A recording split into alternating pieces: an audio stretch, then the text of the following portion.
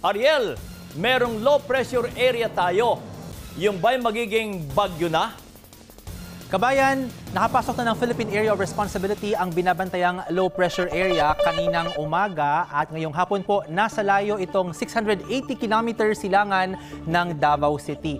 Malawak po ang ikot ng hangin ng LPA at nagpaulan na yung kaulapan ng trafo extension nito sa Eastern Visayas maging sa Caraga at sa Davao Region. At lalakas pa ang LPA at magiging bagyo bukas ng umaga. Tatawagin po itong bagyong Aghon na hiligay noon para sa compass na ginagamit ng mga marino. Posibleng magtaas na agad ng signal sa ilang bahagi ng Eastern Visayas at Bicol Region kapag naging bagyo na ang weather disturbance na ito at hindi na po papayagang tumawid ang mga barko dyan sa mga lugar kung saan may wind signal. Kikilos po itong magiging bagyong Aghon pa northwest. Lalapit po yan dyan sa may Samar, Biyernes ng gabi at sa may Bicol Region